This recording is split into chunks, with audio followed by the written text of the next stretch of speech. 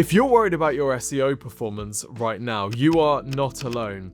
You might have seen your traffic drop from search, so fewer people are coming onto your website from Google. You might have seen your impressions drop in Google Search Console. You might be wondering, have I been hit by some algorithmic penalty here? Or is it AI overviews? Are more people spending time in the AI answers and not coming through to your website? Or does Google just hate your brand, your website, or you? Well, today I'm going to tell you a true story about a brand who came to us worried about exactly these things. And by the way, just to reassure you that this is happening across the spectrum, this is an 11-figure beauty skincare brand. In fact, a collection of brands. I'm not going to tell you who they are, but I'm going to give you some stats. So clicks from search were down 23.5% year on year. Well, for brands of any size, that's scary, but if you're a $10 billion plus brand, that is terrifying. Impressions were down 11.8%, and their average rankings were slipping. Now, if this sounds familiar, you've got two choices. You can blame the outside world, Google, AI, competitors, the economy, net zero, and hope that all of this stuff goes away and things come back. Or you can use this as a chance to review everything that you've been doing. And that's exactly what this brand did. They came to us saying, "Exposure Ninja, help! We're really worried about our SEO." Now, the first thing that we did is something really sexy. We ran a comprehensive SEO audit. We evaluated everything with a fresh set of eyes from an outsider perspective. That audit uncovered thousands of issues that were impacting their search performance. And this was stuff that their internal teams either hadn't noticed because they don't have time to review this stuff, or they just hadn't had time to think about the implications. Because here's the truth, your website changes over time. Pages are added, sections are taken away, new structures are built in, you've got different brands that you might be acquiring, folding them in, you've got changes to plugins. And over time, what might have started out as a perfectly SEO'd website can start to erode, a bit like a perfectly manicured garden. If you leave that for 2 years, it's going to look like an absolute wasteland. And the same is true when it comes to websites and SEO. Now, I'm not saying this brand's SEO was a wasteland, far from it, but it definitely slipped down from optimal. So I'm going to tell you exactly what happened in this SEO audit, and most importantly, what we did so that you can use this approach with your brand and your websites if you've noticed things dropping. So first up, what is an SEO audit? Well, it's basically a comprehensive analysis of your website's technical health, its search visibility, and its content performance. And an SEO audit does two things. Firstly, it identifies blockers. These are things that are holding your website's performance back. And secondly, it identifies opportunities, the gaps, the improvements that can be made. Now, the SEO audits that we do for clients also include a prioritized roadmap, because often when you get an SEO audit, you just get loads of recommendations. Nobody has infinite resources available, so you've got to work out what to prioritize, what to do first. And that's why this prioritized roadmap for improvement is so effective. Okay, so what's the good news? Well, after doing this SEO audit and implementing the recommendations, this brand that had seen such a significant drop in their traffic and their visibility saw some improvements. Organic traffic grew 27% year on year. Average rankings improved by 2.7 positions, and their visibility in Google's AI overviews more than doubled. In other words, they took what started out as a traffic and visibility drop, reviewed everything from first principles, and then gained that visibility back and more. Okay, so how do we do that?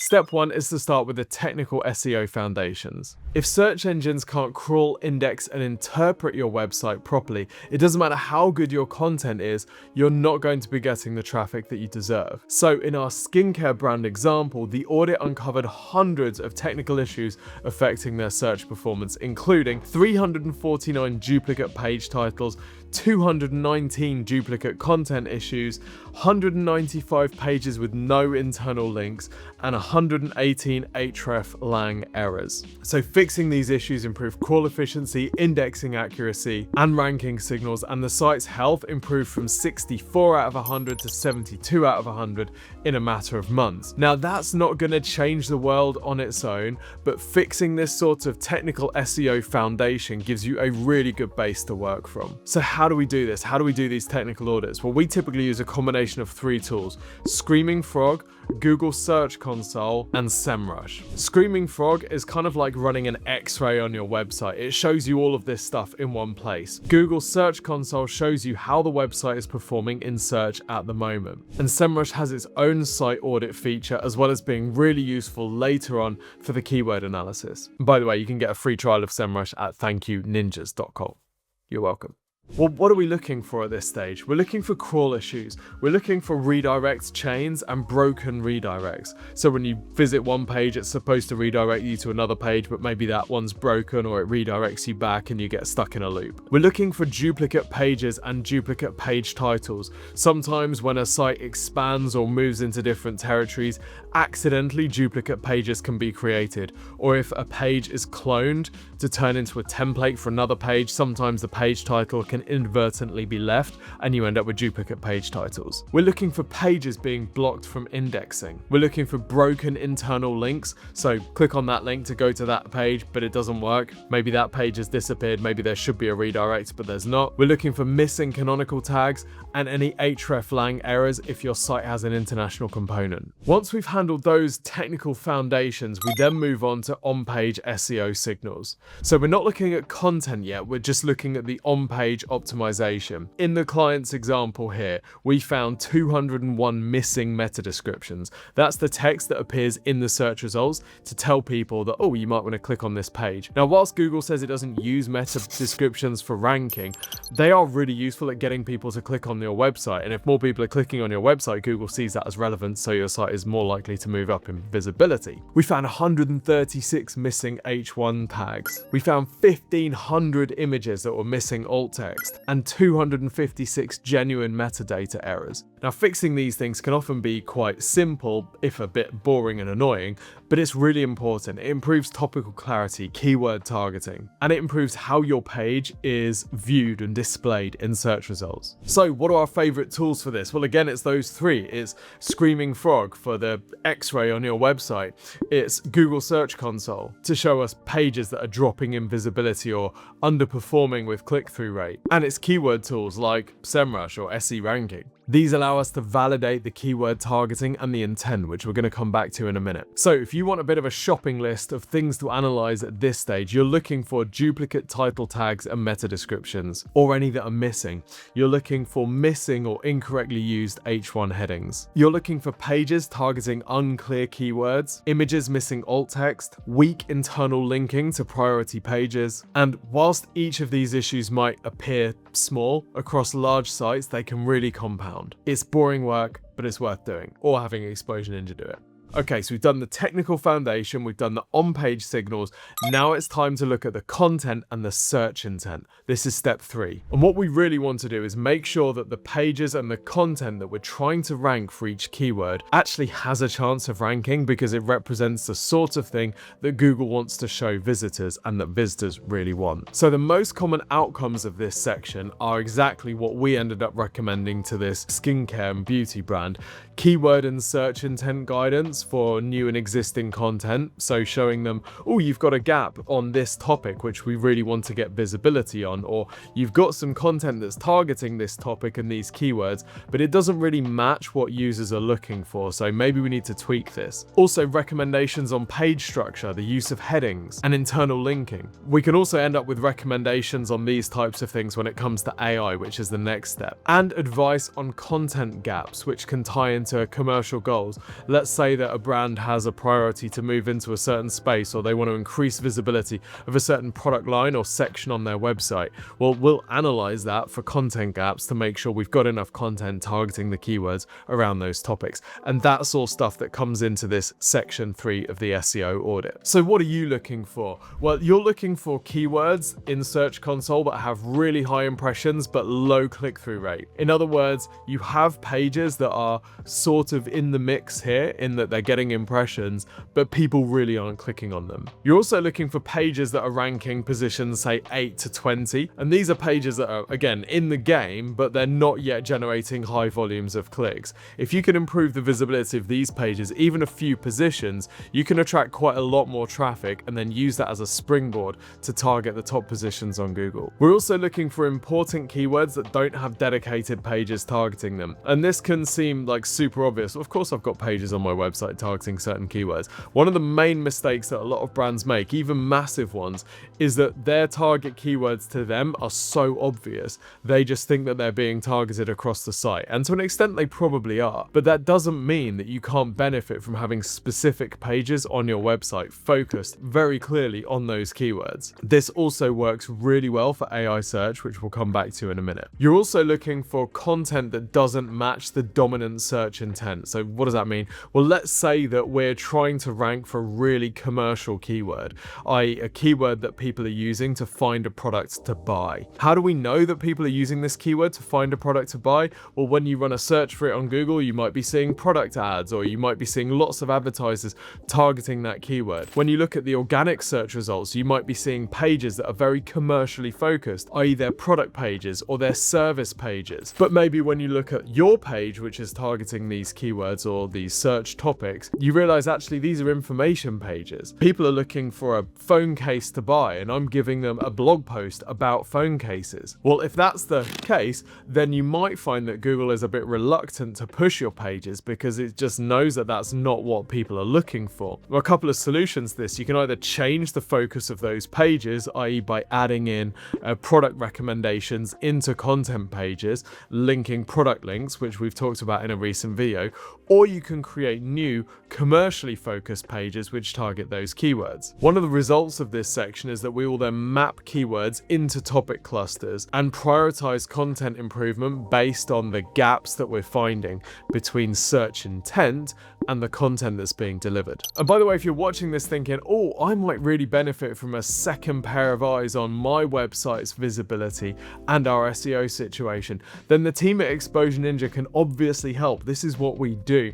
You can request an SEO audit from us. It's a really detailed piece of work. It takes us about a month. All you need to do is go to exposureninja.com and drop us a message through the contact page. Alternatively, if you're not quite ready for that and you just want a quick overview to see what we might do, then you can request a free digital marketing review. In this digital marketing review, we'll do essentially a very light version of this. So we won't get your website up on the rack and examine it in all the detail of the full SEO audit, but we'll do a quick crawl and we'll analyze some of the opportunities that you have against your competitors, not just in SEO, but in different channels. Yes, AI search, but also content marketing, paid search, and even email marketing as well. We'll then recommend the top priority things that you should be implementing over the next 6 to 12 months to see a significant increase in visibility. This service is completely free. The SEO audit is not free because it's a massive piece of work, but the free marketing review is free. You'd kind of guess that from the name, right? And you can request it at exposureninja.com/review.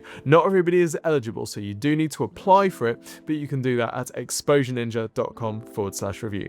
Once we've done the content analysis piece, step 4 is optimizing for AI search. It's true, AI search is here. Whether it's Google AI overviews or ChatGPT or Gemini or Perplexity or Claude, people are using AI tools to find what they need. And this is a large part of the reason why so many brands are seeing drops in their organic traffic. As we've seen from this brand's case study though, just because AI search is here doesn't mean that you need to tolerate any traffic drops. And actually this brand has seen an increase in traffic as a result of the improvements from this audit, even though there's this macro picture of AI search results eroding traffic to websites. But of course, we want to make sure that if AI search is happening, our brands are being mentioned in the answers and cited as the websites linked to in the AI results. So that's what this section of the audit is all about. All of these AI tools tend to rely on structured, machine readable, highly authoritative content. So that's really what we're looking to analyze. In the skincare company's example, we ended up improving their content clarity, so refocusing some of the pages to make it incredibly obvious and giving these AI tools exactly what they needed to understand the focus of the page. We improved the schema coverage, and we did some topical expansion. All of this helps improve visibility in Google's AI overviews. So when they first started with us, they were visible in 45 different search terms in the AI overviews. That then went up during the campaign to 95 and then eventually to 110, which is a more than doubling of their visibility in AI overviews. So what are the sort of things that you might be looking out for in this section? Well, first is the use of schema. This is the hidden markup text that can exist on your pages. Now, schema can fall into a bunch of different categories. You can mark up articles, FAQs, videos, your business or the organization. All this gives the AI tools a bit of extra info about your business in a standardized format that they're used to interpreting. We'll also look to strengthen topical authority. This is a fairly broad topic, so what does it really mean? Well, if you want to get visibility for a certain topic or search term or question, you really need to make sure that you've got content that covers that topic in the full level of detail. So how a lot of these AI tools work is when you search for a query, they will do what's called query fan out, where they'll go and run a bunch of underlying searches in parallel for different things. In fact, let's do an example. So for example, if I go into Perplexity and ask, how do I improve my grip strength?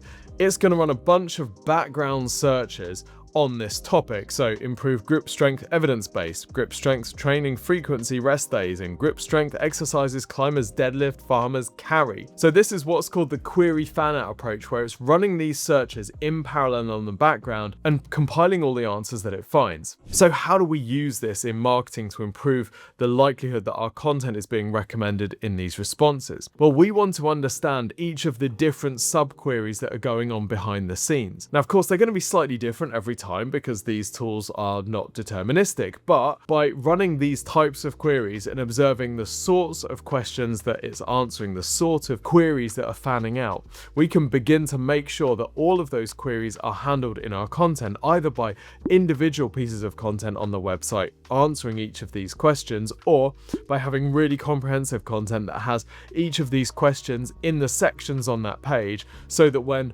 these tools run those searches, they keep finding us, they keep finding our content either on our website or on other people's websites referring to us. And that essentially gives you multiple tickets in the raffle, and it improves your chances of being referenced in the answer. So during an SEO audit, our team will use tools like Also Asked to compile a really comprehensive overview of the topics that we want to get visibility for and each of the different sub-questions. And we'll use a topic cluster approach here to design a full content strategy that covers each of these topics from every relevant angle. If the business doesn't already have all of this content, then it allows us to prioritize the creation of this over time. A lot of companies they've got content teams and they just produce stuff without any sort of real clear goal or strategy. They're just producing because they know they've got to produce. A lot of agencies, to be fair, also do this. We like to take a very different approach where we start from how do we cover this topic from every possible angle and make sure we've got content covering all of it. We can then look at the website's existing content and map this against these topics. Maybe we don't need to write it from scratch, we can just tweak some of the stuff that's there. We'll also look at page structure because we found that there are certain page structures that these AI tools seem to like to reference in their answers. This includes concise headings and clearly described sections. Clear question and answer formatting also seems to work well. If you've worked on that topic cluster approach that we just spoke about, making sure you've got a clear internal linking structure, linking all of these different pieces together can also help improve your visibility. As can structured summaries and definitions.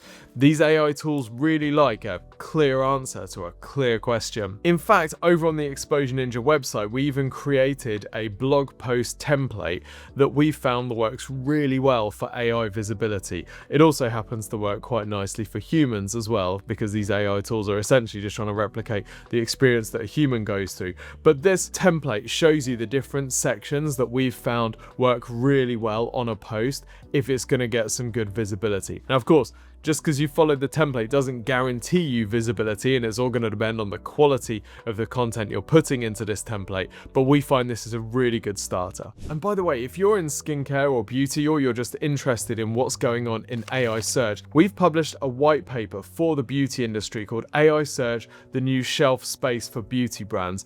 And this breaks down really what's going on in the world of beauty. There are some really interesting changes happening because of AI search. For example, we found that 37% of consumers have used AI platforms for beauty product recommendations, and this seems to be growing. 45% of beauty marketers reported an increase in traffic after appearing in AI overviews. And 27% of UK shoppers are already using AI agents to make purchases. So in this white paper, we explain how AI search is reshaping the beauty marketing and buyer journeys, what signals are influencing the AI recommendations in this space, and of course, how brands can optimize for AI search visibility and this new rise of agentic shopping. You can head over to the Exposure Ninja website to download this now. So there you have it. There is the SEO audit process that we ran through with this monster brand to help them recover some of their lost visibility. So if you're worried about your SEO, you're seeing traffic, impressions, ranking drops,